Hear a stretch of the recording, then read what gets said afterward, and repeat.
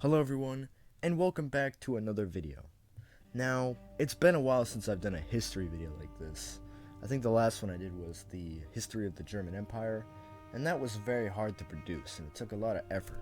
Now, this video also took a fair bit of effort, mostly because I underestimated it, and there was a lot of information and stuff I had to research. Basically, there was a lot of stuff. But now, it's finally here, I've done my research, and if I did get anything wrong in this video, please tell me in the comments. I would love for it to be corrected. But without further ado, let's get straight in to what I am discussing. Now, today's video is on the Senussi order, which is a Islamic religious order that was propped up during the 1800s in North Africa. But before I talk about the order itself, first we have to talk a little bit about the founder of this Islamic religious order. And the founder is Muhammad ibn Ali al-Senussi. I probably butchered that. I don't know how many times I could say that long name, so I'm just going to call him al-Senussi, alright? Because that was a long name. Anyways, al-Senussi was born in Algeria in 1787. Anyways, he was born in Algeria during a time of, well, it was a very interesting time, because Algeria at that time wasn't owned by the French yet, and the Ottomans still, sort of claimed the region and said they had control over it, but the region was pretty much sort of doing its own thing away from Ottoman rule. And al-Senussi was born into a tribe in Algeria at the time. A very interesting clan, which claimed that they were descendants from Muhammad himself. And being born into this clan, Muhammad al-Senussi received something that not a lot of people at the time did, and that was an education. Not a lot of people in the Arab world at this time knew how to read or had educations, but al-Senussi did. And with this, he was very smart, ahead of the game for a lot of people at this time with this education and knowing how to read, which a lot of the Arab world at this time was illiterate. Anyways, he attended school in Algeria for a while, but then he moved to Cairo to attend university, where he got even smarter, although he didn't really like being in Cairo that much. He had a lot of issues with it and how Egypt at that time ran things. So he decided to flee to Mecca, which was owned by the Ottomans. And in 1837, he finally founded the Senussi order.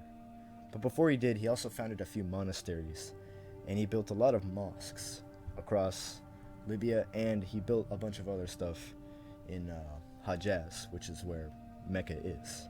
Anyways, he stayed in Mecca for a bit before founding the Senussi order, and there he sort of was like a teacher, and he taught people stuff, and he taught other people how to read.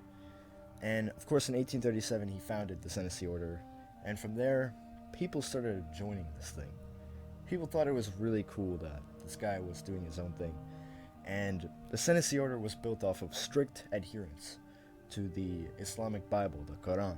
I probably didn't say that right, but yeah, basically they knew that Islam at that time was in a very precarious situation. They knew that there were other people trying to colonize lands of Islam and put them under foreign rule from colonizers.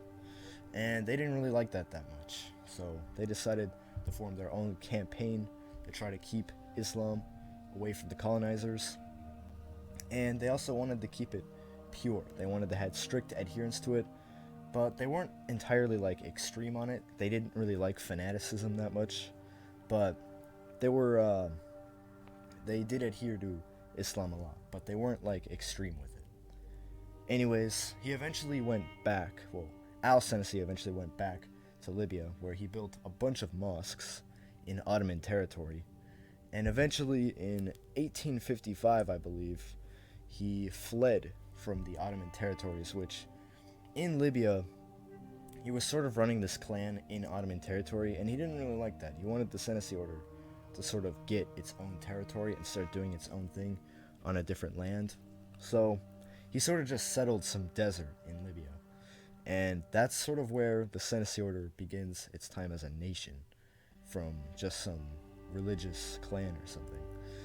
And yeah, from there, they were in the desert, and eventually, Senussi died in 1859 after settling the Senussi order in the desert.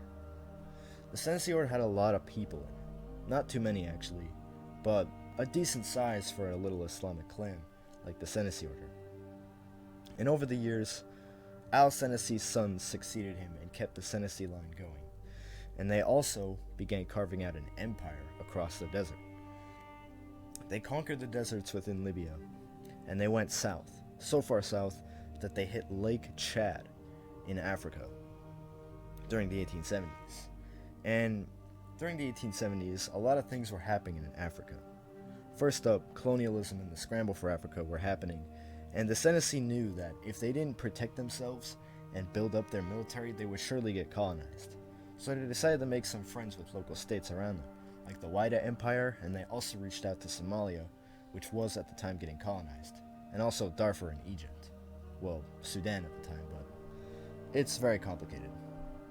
They reached out to a lot of pre-colonized states, but unfortunately they weren't really able to save many of them from getting colonized. But the Senussi did hold on to their empire for a bit, until the French came in and slapped them out of Chad. They fought many battles against the French during these times, but unfortunately, the Senussi were they didn't really have, like, modern weapons, and they still were sort of, like, using flintlocks, and some of them didn't even have guns.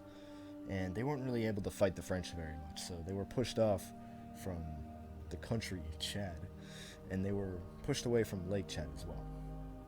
From there, they stood in the desert, and then the Ottomans got some pretty interesting ideas, and they were sort of suspicious of the Senussi order. They had known of their growing power and fame, and they were like, maybe these guys are a little bit sus, we might want to take them out. And the Senussi knew that they could not take on the Ottoman Empire. So, the Senussi tried to ease things down with them, and they became very loyal to the Ottoman Empire in order to not get eaten by them. And overall, the Senussi were able to not start a war with the Ottomans, and they became pretty alright friends, but it was a very tense relationship. The Senussi order during this time was doing alright until 1911, when the Italians came and conquered Libya. The Senussi did not like this, since they hated colonialism and the countries colonizing Africa, and they fought against the Italians to try to save Libya from them. But unfortunately, this brings back to the problem they had with France, and they did not exactly have modern weapons to defeat the Italians, so they weren't really able to push them out from Libya. But then something huge happened, and that was World War I. The Senussi knew that all of the European powers which had colonized Africa were fighting in Europe, and this meant that they would not be able to send too much to aid their colonies. So the Senussi thought, this would be a great time to liberate our lost brothers from these colonizers. And so they went to war with the British, the French, and the Italians, and they fought brutally against them. They mainly fought, though, against the British in Egypt and Sudan, and they fought hard. They gave it everything they had, but unfortunately they didn't really have modern weapons at all. Although the Central Powers did try to give the Senussi, like, weapons and stuff to fight the British, but it wasn't enough. And by the end of World War I, the Senussi were defeated, and were divided up between the British and the Italians. It was an unfortunate end to the Senussi order, and they weren't really sovereign over any territory after World War I. The Italians were not good to the Senussi order after defeating them, and they brutally suppressed the Senussi order. They destroyed Senussi mosques, they arrested Senussi people that were in the tribe and the order, and the years after World War I were not good to the Senussi, and it was a pretty terrible time for the order, and it was not good. Fascist Italy really tried putting them out, and they did a pretty good job at it. But when World War II came along, the Senussi realized that this might be their chance to free themselves from the Italians. So they decided to begrudgingly help the British fight them in North Africa, which they succeeded in 1945 after the Italians were pushed out of Africa. By the end of World War II, the Senussi finally got their wish to sort of rule Libya, It wasn't exactly the Senussi controlling all of Libya, but it was instead a descendant of the Senussi leader. His name was Idris, well, his title was Idris of Libya.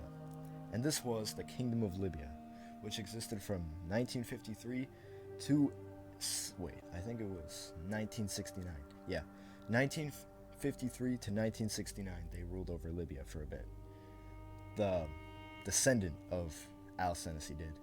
And unfortunately, it ended in 1969 when Muammar Gaddafi overthrew the Senussi government in Libya. Well, not the Senussi government, the Kingdom of Libya. He overthrew them in 1969, and after this, things would not go well for the Senussi order at all. It was much like when the Italians were ruling over them. They were brutally suppressed, and everything they did was put down by Gaddafi's government. And also, he made the Libyan flag completely green, which I think that's pretty funny.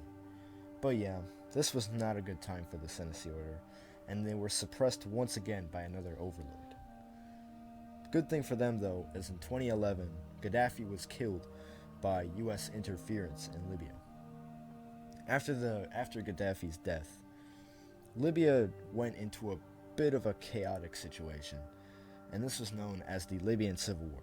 I'm not going too in depth on the Libyan Civil War because that could be its own video, but by this time, the Senussi order had very much declined in their numbers and weren't really going to be a faction in this war.